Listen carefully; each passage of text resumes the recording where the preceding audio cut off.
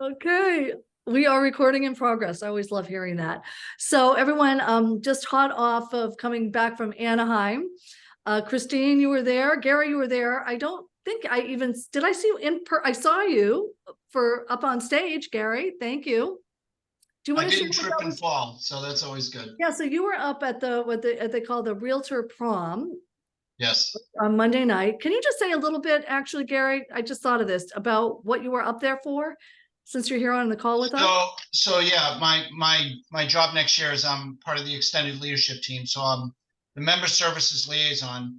So I'm going to be working with 7 committees, basically: the member, consumer communications, professional development, meeting and conference, realtor safety, YPN, and C2EX. Fabulous. And in my spare time, Right. That's amazing. Thank you very much for your I'm excited. leadership. I'm honored. I really, really thank you for that. So it was really Well, nice. it's well deserved. Yes. And for those, I know everybody here on the call, except for Patty, our National Association of Realtors Conference will next year in 2024 be in Boston. So there'll be a lot of us there representing Boston. So that'll be great. So I wanted to get started today. And Christine, that was nice to see you there, also part of RRC. So we had a lot of, and Greg, who's on the call, got our CRS of the year for the quote unquote state, even though it's 6 states. CRS of the Year award. So thank you very much, Greg, for that, because as Yolanda knows, it's been great to have Connecticut get involved. And Yolanda, we have you to thank for that too, of course, from last month's program with Jack Cotton. That was all on you. I really want to thank you for that. And so it's been great getting, Connecticut into the ring here and reaching out to Connecticut. And I think we have a lot of new members this past month because of that. So because of both of you, I want to thank you. Today we have Patty Aubrey, an esteemed person from, of course, everybody knows Chicken Soup for the Soul. You can tell us a little bit about that, Patty, and your background with that. And a strategist, business strategist to so many different amazing people and organizations. And full disclosure, I met Patty through Jack Canfield's Success Principles because of you were part of that, or still are part of the organization. And I saw her last week. I came right from Anaheim. I was in Newport the week before with Patty. And I thought, wouldn't this be great to have Patty come on for a Mastermind Monday to talk about, and we kind of thought about it. And we thought the imperfect, being perfectly imperfect, and what we talked about, Patty. So I'm going to take it from there. Do you want to share a little bit about your bio, since I don't have it totally in front of me, but it, of course, is a yeah, I didn't send you that, did I? Hi, everybody. Nice to see you. I'm Patty Aubrey. I've been in the self-help world for the last 35 years and was one of the founders of the Chicken Soup for the Soul book series, where I oversaw 250 different titles being published. And so I've worked with about 600 co-authors and 25,000 contributors. So if you ever want to try Mr. Toad's Wild Ride at Disneyland, just get a bunch of authors together because they're all nuts. So that was sort of my beginning, and then taking each one of those titles and figuring out marketing plans for them individually, because at one point we were doing 18 books a year. And so I had to be marketing a pet lover book in one area and a traveler soul book in another area and a Christian book in another area and things like that. So on the good side, it really allowed me to really open up my brain to start to think outside the box, because when I did the first book, when I sent it in, it took us 4 years to finish the first book and nobody wanted it. So we couldn't get in, our agent gave us the book back, which, you all know in the world you're in today, it's like really stressful. For us, it was in the early 90s, the Gulf War is happening, the world's going to hell. And we thought, oh my gosh, now what? But we were so far down the road, we couldn't give up. So we went out and we finally found a publisher, little tiny publisher down in Florida, who's now a very big publisher with a very big jet. So that's how it all started. And it's been great. It's been a great ride, but it really, we had to get very creative in times when we had downturns in the economy and all of our gigs were canceled. So, getting a royalty of $1.25 a book and you're splitting it 4 ways doesn't go all that far. So it it lends for lots of interesting creative ways to do things. So I did that until 2008, and then again, downturn in the market, and decided we'd wanted to sell for a couple of years. And so we finally got a buyer and were able to sell to someone in Connecticut, actually, an investment banking firm. As all the other banks were dropping out, we're like, we're staying with this, we're going to get it done. So we sold in 2008 and then kind of sat back and thought, now what do we do? And I said, I'm officially, the rat is off the wheel. I'm no longer doing anything. And then, of course, this rat got right back on the wheel. If you're anything like me, you know, drivers can't sit still for too long. So that's really where I've been. And since then, our past before Chicken Soup was we were teaching teachers how to facilitate self-esteem in the classroom, teaching kids to believe it's possible. And so when we sold, we sat back for a year and thought, well, what if we could teach anybody to believe it's possible? And what if we could create a new book called The Success Principles and all the things that we did to generate a $1 billion brand, which had never been done in the self-help industry before. And so the last 9 years, I've been training trainers around the world to spread the word and go out and motivate and inspire and strategically help other people in all walks of life, lawyers, doctors, agents, entertainment people, real estate, you name it, it's across the board. So that's where I've been. And now I'm here. Is that a good enough bio? I think that's a great bio. Thanks, Patty. So as we're coming in, we were sharing before we started the record button with Christine a little bit about the uncertainty in the business, how you cope with uncertainty, how, coaching strategies you give for a real estate agent or broker owner in this industry. And just thought, also showing up with authenticity too. So any thoughts on that you could share? Yeah. I mean, for me, I think what's really important right now is to give yourself permission to be perfectly imperfect. We're all human, and you're in a really intense world. I mean, how many of you worked harder this year than you think you've worked in a long, long time? Most of you, by show of hands. And are any of you up at night with anything in your head about what it's going to look like? And I mean, is there any stories you're telling yourself? Anybody want to share just one story to give me an example? Gary, you kind of raised your hand, so you want to be it. Well, no, I meant about being up, but since I'm on the spot, sure. Yeah, I mean, we've all been in the business for some time, and a lot of us, I guess, the blessing has been we've been through bad, challenging times before, and reflecting at 4 a.m. in the morning on that and how we've gotten through it before is very helpful. But it also keeps you up because it's always different, it's a different situation and a different challenge. So for me to just be, jumping up in the morning, anxious to get to work is a challenge, because you feel like you're beating your head against a rock. If there's nothing on the store shelves to sell, it doesn't matter when the store is open. Right. I can totally agree with that. So one of the things that I just wanted to talk about today, and I have not been in the real estate industry for 30 years or 40 years, and I know, but I have been in mine, and it does have its ups and downs. And I think the older we get, the more experience we have, we know we can survive, and we also know how hard it can be, and we're not 30 anymore. So sometimes it's harder to get out of bed. I'd rather turn on Netflix, so I want to just acknowledge that that's human. But I also feel like there might be an opportunity to look at what's in your someday file. Like, what are some of the things that you've been putting off that maybe you could start to do now? So instead of thinking about it too much, and we have to think about it at some level, but if we think about law of attraction, vibration, and if all this quantum physics stuff is real, how can we keep our vibration high? And what can we do? So I'll share one thing that I did. In 2008, I had 2 houses on Maui. They were both oceanfront. One was 15,000, the other one was 19.5. And it was in June of 2007 that most of my friends are retired, sitting on the beach while I'm working with my flip chart. And they're saying, you got to dump it, you got to dump it. And I was really scared. And so I thought, okay, what can I do? And we teach something called the rule of 5. So that is do 5 things a day to get you closer to any goal that you're considering.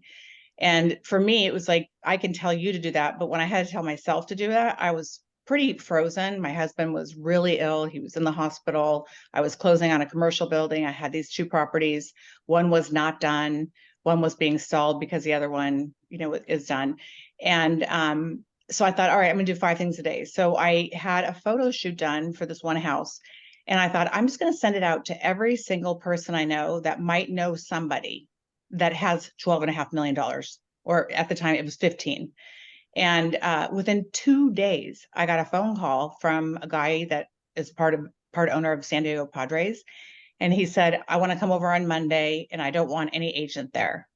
And I'm like, okay. And I know nothing about this house because I'm basically in total denial that I've built a $15 million house when I live in 3,000 square feet in Santa Barbara. Like, who am I to do this? And so I got there and my kids were little, they're jumping on the velvet white couches, freaking out. And I'm like, oh my God. So I called a friend of mine that knew a little bit about the house. And I said, if you could come over, he does our koi ponds. He knew all the plumbing and stuff. And I just put out a charcuterie board and said, I opened the door and I said, how was your flight? And the guy says, my G4 is just fine. I felt like a complete idiot. But at the end of the day, several weeks later, we did settle on 12.5 million cash. And so it worked out, and I wasn't sure that it would. And it took me to go outside of what I would normally do. And I had to decide that I couldn't leave it up to my realtor who goes on vacation every summer to Massachusetts. And so It wasn't me, by the way. what's that? I wasn't your realtor, by the way. No. And so anyway, we negotiated, and of course I called my lawyers and I called a quorum with my partners and did all the stuff legally that I was supposed to do. But had I not done that and waited for somebody else, the house next door ended up selling for 6.5. I finished the other house and I had about 14 million into it and sold it for 10. So we have our good days and our bad days. And luckily I said, we're keeping all that money aside for the bad day. But it allowed me to get more creative. And so one of the things I was thinking about for all of you is there a way that you could start to educate, not necessarily, like, I know your inventory is low, right? That's one of the big issues. So, and I'm sitting in a house right now that's 8,500 square feet in Nashville that I'm wondering why the hell I bought it when I have a smaller one and didn't really need this. It's not on the market, but it could be. But I have all these questions. Well, do I put it on the market? I know that my story is the rates are up, so this is a bad time for me to put it on the market. But if one of you came to me and said, well, wait a second, maybe it's not a bad time because the inventory is so low. So is there a way that you could actually educate some of your clients and by checking in with them and just touching base with them to let them know that there are some opportunities and educate them more now while you have a little bit more time? It was a thought. I know for me, in Santa Barbara, which is a very intense real estate market, I have a realtor there and I only talk to her when she's listing one of my houses. And sometimes I feel a little used. So is it possible that you could make a list and just start calling people just to check in and say, I know things are tough. I don't know how you're feeling about the house. If you're happy, if you're thinking of selling, not selling, is there anything I can do to just support you? Because I think relationship capital really goes a long way. I know during COVID, our entire business shut down. We had millions of dollars in hotels that were not going to play nice at all. And so I made a pact with myself that I would call 10 clients every single day and just check in and see how they were doing. And the mastermind groups I was running at the time, I had five groups of 6. And I was doing them once a month. And I called and said, hey, we're going to do them every week. And because I did it for myself too, it like kept me in motion. But what it did for them was they have become like lifetime clients because of how much time I spent with them during those times. And lots of times it's not that we even have a solution. It's just the connection and knowing that you're there and that you really care. So I don't know if that makes sense to any of you, but if there's anything that you have, anything that you could do like that grassroots type marketing, I would really encourage you to do it since you have a little bit more time. The other thing I would do too, I would recommend a book that I bought that I really like. It's called Referral Party. and it's written by a guy named Mike Koenigs, and it's on Amazon. It's really small. It's like my little Bible. I have it right here all the time. And basically, Mike started Traffic Geyser. He's huge on the internet marketing side, but the reality is internet marketing is kind of all over the place right now. And if you don't really know what you're doing, you're not going to get a return on your investment. And so what he does is he gets on the phone with another person that he knows, and they just look at like, hey, what clients of yours could really use a call from me, and what clients of mine could really use a call from you. And they don't pay each other for those, but you're 500 times more likely to get that sale or to get that customer when it is referred to you. So I really like the book. It's really short. It's easy to read. And he does talk a little bit about AI and some of the different things that you can do, which is great. I mean, I don't know if any of you are using Chat GPT, but it's my new best friend because it doesn't tell me my ideas are crazy, and it gives me answers to things, and I don't have to have a great debate about my next idea. So that's another thing I was thinking about. And so, I mean, do any of you think that you could get together with different people and do kind of even like a webinar for your clients, or a Zoom call like this, just to say, hey, I just want to educate you on what the market's looking like today. And they don't have to want to sell. They don't want to have, they might not have to want to list right now, but just giving them that extra added love. That's Is an it interesting thought that I actually hadn't thought of. Anybody want to comment? I mean, kind of, Yes. yeah. So, the big thing in our industry right now that's making all the very negative news is the lawsuit stating that fees are overpriced. And, that's the elephant in the room. And so what I've kind of started to put together is a letter to all of my past clients and frankly, my sphere of influence, explaining what's going on and why it's,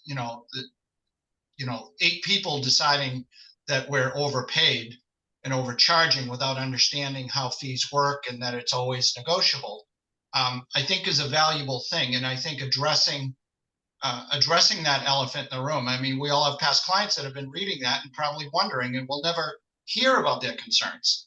right? Um, Right.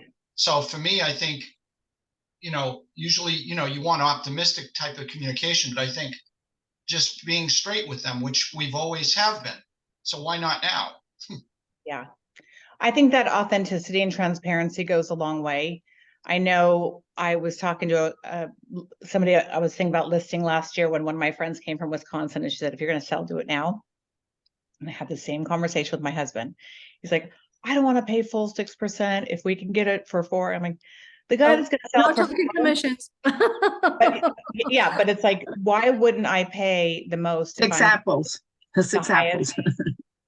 I want to get the most for I want to get the highest price. And I know that if we get cheap on people, like if I cut commissions in my own team, that does not serve me on any level. They're less engaged and everything else. So I think by just explaining to people and having it be really clear so no one has a misunderstanding. If my agent called me and said, look, this is what's going on and this is what it really looks like, I would actually be able to appreciate them more. I'd actually be able to understand and be more compassionate for them. I'd probably even want to help them build their business and ask everybody I know if anybody's interested in selling, because I would want you to go to this person. And Patty's a consumer, right? Patty is not a realtor or broker. So interesting take from a consumer. Yeah. And I think too, like Gary, you mentioned the letter. I mean, I would send a letter, but I'd also just make some phone calls just to check in. And I was saying to Nora, I think I said this to you, but I lived in Calabasas during the Northridge earthquake, which was a pretty big earthquake. And the first call that got through to my house was my insurance agent. And he said, you're totally fine. You're completely covered. You do not need to worry. That call kept me with him much longer than I should have stayed with him, because it turned out he was drinking and not well and dropped the ball on a life insurance policy and different things. But that one call made all the difference for me. I couldn't forget it. So what's that one wow factor that you could have to let people know that you care? And so if you think, and I always say, do the awkward things in the morning, because I do my crazy stuff when I get out of the shower. Of course, I get dressed because we're all on Zoom now. But if I have some new idea or want somebody to invest in something, or I'm looking for a grant or whatever it might be, I do them first, because at 9 in the morning, I totally believe it's possible. By 4 o'clock, if they call back, I'm like, I can't even answer the phone because I don't even believe it's possible at this point. So whenever you're in the best space in your day is when I would say reach out to those people. If that makes any sense to any of you. Any questions for Patty? You can We're ask also- me anything. I'm your typical buyer. So if you want to know anything from my end, feel free. Well, I also like the fact of getting down to that E plus R equals O, right? That equation. Yeah, Talk a little bit about that for a second. sure. Have any of you heard of the concept E plus R equals O? Okay, so E stands for events. All right, and events are out of our control. So right now you're in a crazy market. That's an event. Interest rates, DOJ lawsuit. Mhm. Lack of inventory, whatever it might be, right? So those are events that you have no control over. So if you look at how do you respond to those events, and if you can change your response, there's a likelihood that you might change your outcome. And it doesn't always have to be in a physical form. It could be in an internal form. So I always say, are you reacting to the events, or are you consciously choosing with intention how you want to respond to them? So an example would be, a reaction would be, oh my God, I'm freaking out. Honey, stop spending money. Don't do this. Don't buy that. Turn the car in, whatever it might be. But an intentional response might be, wow, I've been wanting some time off for a long time. And I actually can like clean up my messes. I can get ready for next year. The garage looks terrible. I haven't spent much time with my kids lately. I could plan some dinners. Like, what are the positives? And if you can stay in that space, your vibration goes up. And I do it as often as I can. And I tell people, like, do a challenge with yourself from the time your alarm goes off in the morning, if you set your alarm, to the time you go to bed at night. And because every single event in our life, even those little micro events, they turn into larger outcomes at the end of the day. So if my alarm goes off and I hit snooze, I missed my walk. If I'm driving somewhere and somebody cuts me off and I tell them, honk and use my California sassy, not nice person, or I can think, gosh, I hope that person isn't having a horrible day. And I'm just going to think that their day is going to go better. I mean, literally all these different things, because we habitually have reactions, and a lot of us are reacting to life. I mean, it's normal. We're totally human. And the older we get, and if you're a woman and if you're married to a woman, it doesn't get pretty around 45 to 55. So it even gets worse. So it's an interesting challenge to do. I do it with my husband. I do it with my business partner. I do it with people in lines at a grocery store. And it's fascinating. And I always tell people, do it for a couple of weeks and see what happens. And I like to say, you have this like space, think of it as a science lab, and everyone in your environment is a lab rat. And you get to respond however you want with intention to see how you can change the behavior and what happens. The outcome, right? Yeah, change the outcome. I mean, but it's really interesting when you start changing your R's, and even if you just have to take a breath and say, like, I'm not going to even respond to that right now, when normally you might have a comment. It's kind of a fascinating little equation. So if you change your R, which you have control over, you definitely will see different outcomes. And it can be personally or professionally, but I've certified 6,000 coaches around the world. And out of all the content I've shared, this is the one thing that they all write about that says it's a game changer. Wow. And it's kind of, it's positioned under take 100% responsibility. But for me, when I was first in my trainings, I never really bought into that whole 100% responsibility thing. So I'm like, are you kidding? I have 250 co-authors. I have a business partner. I have two business partners. One's a total nut. The other one's pretty linear. I have a publisher in Florida who says, if only we didn't have to have authors, the publishing industry would be great. I have a husband, 2 little kids. Like, I do not want more responsibility. And it wasn't until I sat in the training myself and went through it and went, oh my gosh, I have been missing this for like 15 years. And so I try to live my life by E plus R equals O. I mean, the fact that I just took a second shower downstairs with my husband by accident, it's like, hey, I'm on a call and here's a trash can. I'll go underneath, see if I can turn the water off instead of like, what? I'm on this live call, So it makes a difference. And it's really interesting to use on your spouse if you're married. They might wonder who stole their spouse. So you can try that out for fun.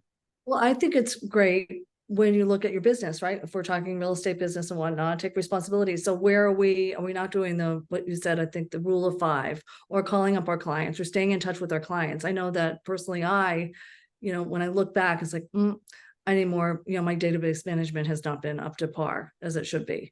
Things like that, to take responsibility for where my business is right now versus where I want it to be. So I think that's important as we're going into this kind of wonky time, especially end of year planning, beginning of year, but all that uncertainty that we have, try not to let it affect us. Yeah. And I think one of my friends says motion equals money. So if we can stay in motion, you have a better chance of keeping your head in a space that you're doing something. And I know in my industry, I mean, I see so many people that go from real estate or from being a lawyer and they're transitioning into my world. And it's a tough world. I mean, we have no regulation.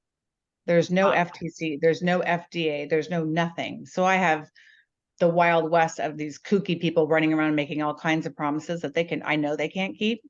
And so part of my thing is being sort of the chicken soup lady, good housekeeping seal of approval, and making sure that my clients know I'm available. If you have any question at all about working with anybody in my industry, I'm going to be very neutral and tell you about it. So that's the other thing too, that you can be talking to people about.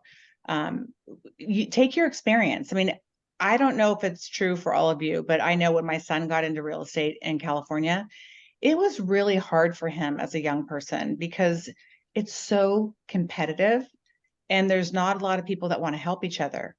And so if there's ways that you can give back, if there's anybody that you can mentor during this time, all of those things in my mind always come back somehow, some way, whenever you're doing good for something else.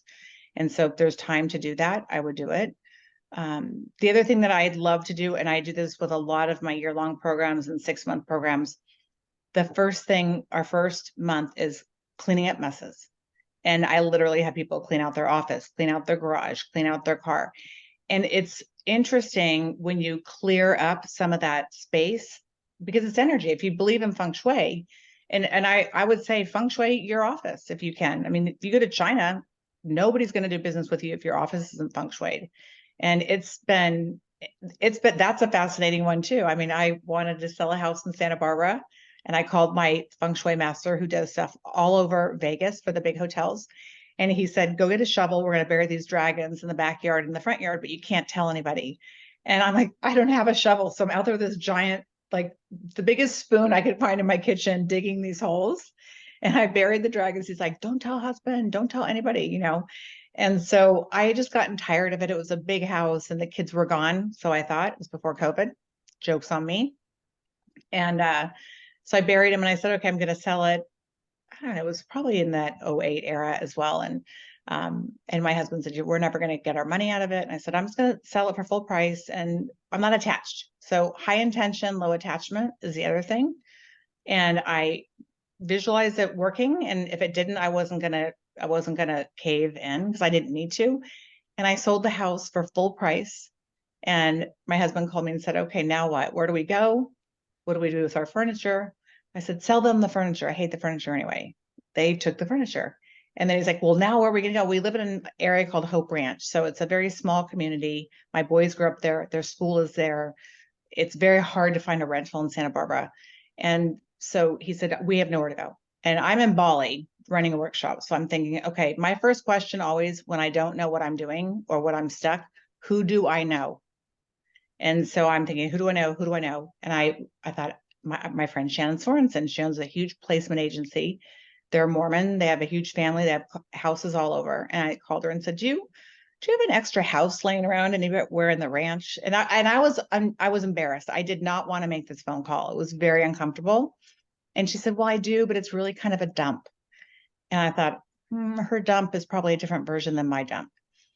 So I go into this old school ranch style 5-bedroom house overlooking the entire ocean on 4 acres.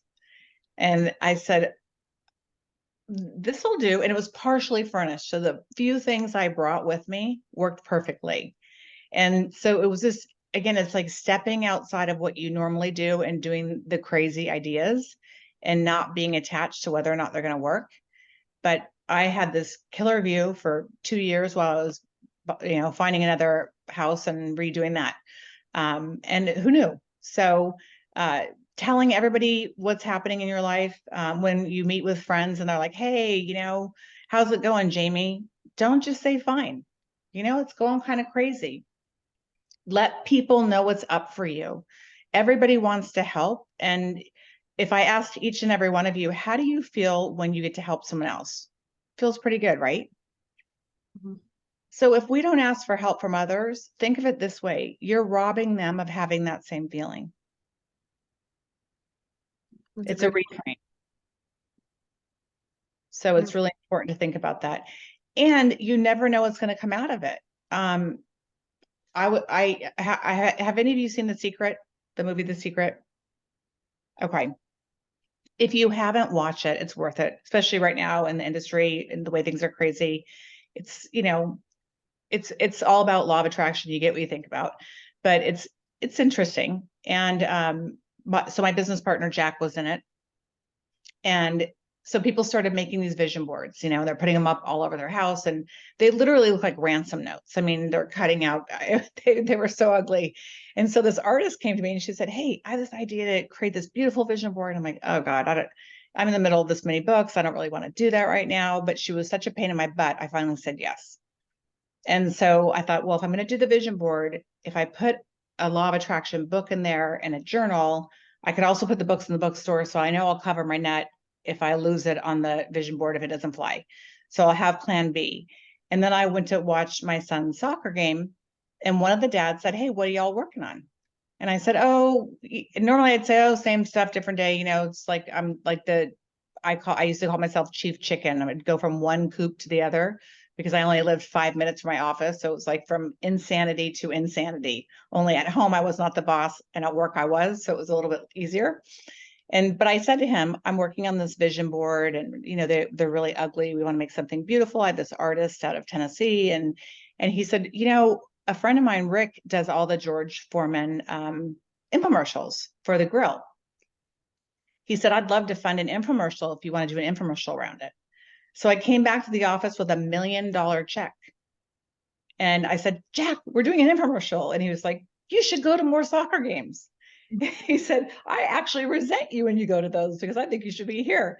And I said, I'm working no matter where I am. I'm sharing what I'm doing. A lot of people think I'm nuts. I'm in a crazy business. I had an air conditioning guy come yesterday who said, the first guy came, he's like, it'll be about $3,000. I have 3 units. And the second guy that does the big inspection that's going to sell you came yesterday. He's like, okay, so for 17,000, you can have this. And for 14,000, you can have this. And if you sign up today, we'll give you 1,000 off. And I said, do you know what I do for a living? And he said, no. I said, I sell air too, only it's in dreams. And I know that little tactic. So if I can get 1,000 off, I know I can get 5,000 off. But you kind of lost credibility here. The guy's like, whose house am I in? So, so anyway, I just share that story because who would have thought that I was going to create an infomercial on a soccer field? And one of the things I teach a lot, I teach something called Audience Builder Blueprint, where I talk all about expanding your circle of influence. And lots of times we're not, I have so many stories of people that have tried to get deals with people, tried, and they never happen. But when they start to find other things that they're interested in, oh, you coach basketball? I coach basketball. You play golf? I play golf. Oh, you into that school? So do I. Like you start to look at like, where do you have some similarities? outside of your own industry and you become a little bit more human and relatable, so you can create that connection in a different way. And I don't think we do that enough. You know, I think it's we sort of stick in our own little circles. And I talk to my coaches a lot about that, especially in my world. If they're swimming with a bunch of other coaches, what are they going to do? Coach each other? I mean, there's no money there. So it's getting out, it's finding out what's going on for people, what's keeping them up at night. Is there any way you can help them on any level? Even if it's to plan that they want to list a house 18 months from now, if you could sit down with them and take inventory of all the different things that they needed to do, that would be so helpful. And it would keep your head in a space that you all know you're going to survive this because you've done it before. But again, it gets harder each time because we get older and wonder, why am I doing this? Should I retire and go to the beach and buy a little house in Arkansas? You know, I mean, I don't know if any of you have those thoughts, but I have them every now and then. So that's my spiel on that. Any questions, any thoughts? I could listen to you all day. Christine. And by the way, some of us enjoy selling dumps. So if you run into other dumps that All right. Well, can you sell a 2005 house that I have any of us could provide you a phenomenal Nashville referral to have the chat with. Well, and here's the other thing too. It's like when you have people that have said you were like wonderful to work with. One Right. of the things that I worked with an agent when I bought this house in 2000 and I want to say 18, 17, 18. And I don't feel like she did her homework. Like I did not know that there was a lot in between me and the corner. Mm. And the guy that sold me my house sold his extra lot and didn't say anything, and nor did the agent. And so when I found out, I was really pissed off. And I'm not likely going to refer that agent. So Right. even if you were just to do some educational mini workshops, like what to think about when you want to sell, here's the things that you need to ask about. Here's what you need to be aware of. And, you know, just the common mistakes that you see that happen for people is important, because I bet there's a lot of people that want to put their houses on the market, but feel like this is a really bad time. But it may be a good time for some, right? I don't know, but you all know. Mm-hmm. So it's looking at it from a different perspective. And one of my coaches that I work with, who coaches me on speaking, always says, sometimes you have to make your audience aware that they have a problem before you can solve it. Mhm. So there's a little bit of awareness out there as well. Well, thank you, Patty. I don't want to take any more of your time. I really appreciate, even in the face of an emergency, just before we were going to go live. We So, may know a plumber in Nashville or a home theater person in Nashville or an electrician, because my smart house keeps going on and off and I don't know why. We can get you connected. Any of us could. I'm telling. I'm not joking. I'm like, Because that's one of the amazing things about this group is we are nationally connected and we just spent a week with all of them. yeah. well, and the other thing too is you guys can bring a lot of sanity to the insanity that we're all having as consumers, but we don't know who to talk to. Mhm. And so if you could get on people's podcasts, if you can share the do's and the don'ts, and I mean, knowledge tends to make a lot of money when it's formatted and packaged up in a proper way. Maybe this is an opportunity for all of you to become speakers and go out there and, you know, make the big bucks. I don't know. I mean, if anybody has that dream, let me know. I'll help you coach you through that side of it. I wish you were still a chicken soup for the soul, because I don't think you did a chicken soup for the soul for real estate agents. We didn't do that. We didn't. Well, you know what? Actually, we did do some co-branding. So we do a lot of work with pharmas and multi-level companies. I think we did something with Keller Williams. We did like a sampler type book with them. So we were always looking at who has distribution and money. And we had the sort of warm and fuzzy brand. So if somebody was launching a new drug, like Paxil, we would create chicken soup for the unsinkable soul, sponsored by Paxil. And they buy 1 million units and they couldn't get returned. And they would send them out to their salespeople. Their salespeople would give them to the doctors would give them to the patients with a sample. So, again, it's just like, and I did that because when we started getting royalties after 18 months of starving, the guys were like, oh, we're just taking our royalties home. And I said, well, how are we going to run the business? Like, there's overhead. And so I had to come up with different ways that I could generate revenue that could cover my overhead. And so one of them was co-branding deals, syndicated columns, licensing, dog food and cat food. I mean, our dog food and cat food license was a $25 million deal, which I thought was insane. Like, this is crazy. It's never going to work, but it did. So sometimes, like, if you could just think, what is the craziest thing I could ever come up with? It could be interesting as well. Chicken soup for homeowners. And Yeah. and all the stories about what it means to them. That would be good. And Tracy And- Casper has the best story ever, doesn't she, guys? Yes. what's her story? So she was, her mom had 4 children, left her husband. They had moved around. They had never been in the same home longer than a year. And the parents got divorced. The mother packed them up in a station wagon and went to Idaho. And they bounced around a little bit. And the mother was able to find somebody that trusted her. And a realtor found them a rental situation. And the mother worked a couple jobs and didn't tell the kids. One day pulled up to another house and said, "You're home." She had saved and saved and saved and bought their first permanent home where they weren't moving every 10 months. Wow. And Yeah. then the end story is her son. Oh, right. Her I'll let son, you finish it. she just helped her son buy that same home after all these years.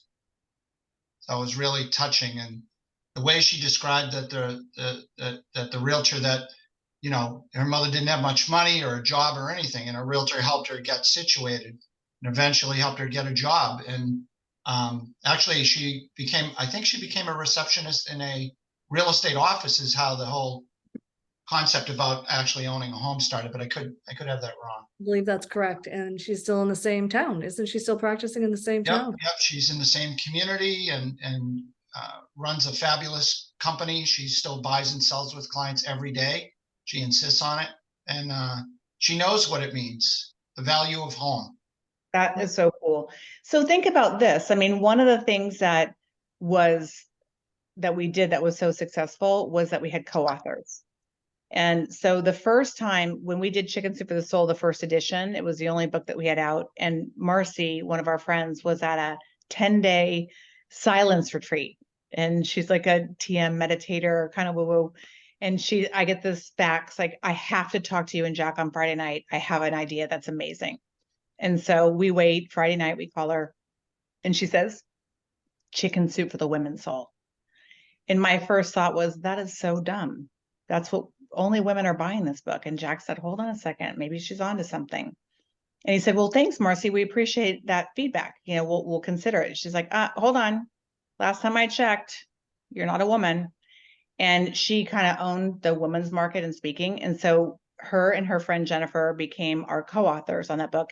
And it blew past Chicken Soup for the Soul, which then I thought, well, if that worked, I could do a book. And so my mom was diagnosed with breast cancer. So I did Chicken Soup for the Surviving Soul for her to motivate and inspire her to do that. And that led me to do Christian Soul and all kinds of different books that I did, which I wouldn't have done because in my head, it was like, oh, I run the company. How could I do that? Well, why shouldn't I do that? Everybody else is doing it. But because we had so many people out there preaching some sort of chicken soup, it was like an army. So it would be interesting for all of you to say, like, to go out to your friends and say, what's the craziest story that you can possibly think of in buying or selling or owning a home? And if there was, we had 101, it's like a spiritual number. Supposedly it's like 1111, but 101. And so if you were to do that, and each one of you had some poignant moment, it could give you goosebumps, it could make you cry, it could make you laugh, it could be anything. You would then have a group of 101 people supporting each other, because if everybody that they knew in every house that was sold, bought, marketed to, if you were all buying that same product, all the names, pictures, whatever on the back or, inside, whatever it is, that becomes a referral type situation for all of you too. I mean, that was a huge stepping stone for authors that never would have probably seen the light of day. So we were kind of that platform for them. So it could be a fun project. Hey, I say all the people on this call, let's do it. Didn't On even it. We're There on we it. go. Daddy. I can get you endorsements. I know how to publish I'm it. in. I can do the Okay. layout. I never knew where this call was gonna go, but there you go. I think we just like have 5 authors on here. Chicken soup for the realtor. Yeah, I wish you were still branding Chicken Soup, but you're not in Yeah. charge of that anymore, right? Because it's so No, I'm not in charge of it, but we could call it tomato bisque or something. I don't know, tomato bisque for the lobster. Lobster New England bisque, clam chowder exactly, for that's the where I soul. was. Yeah, Butter for the soul. that would actually be kind of cool, like for the different demographics, Regions. of clam Yeah. chowder or like, Massachusetts, England? Maine, New England area. And then, Regional, yeah. yeah, the South would be like fried green tomatoes. I don't know. California would be some sort of vegan Avocados. thing. Avocados. Yeah, we're clam bake for the soul. Yeah, I love it.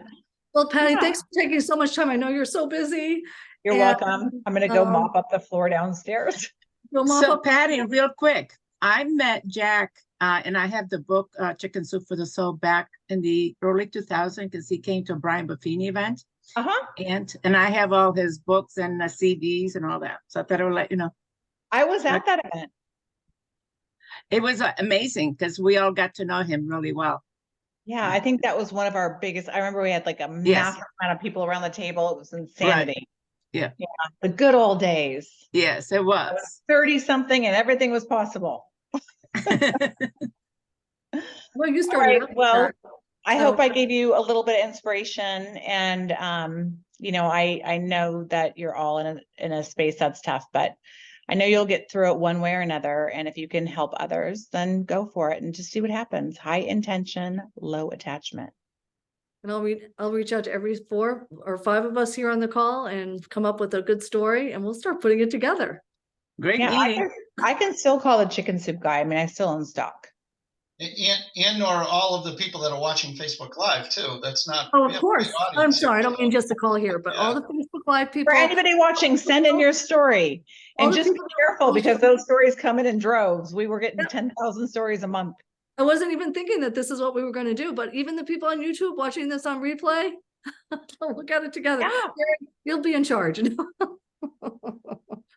You could be blown away, but I mean, that one story of that woman could give so many other single moms with kids hope. Yeah. Change one life, just one. We've done our job for the day or the year, right? So let's call Tracy, Gary. There you go. Get her story. We'll get it started. Sounds See, good. we're thinking out of the box. That was All it. Exactly. right. Think Thank you Thank you outside of very Zoom. much, Patty. Thank You're you. welcome. You guys have a great Thanksgiving. Thanks, Thank everyone. you too.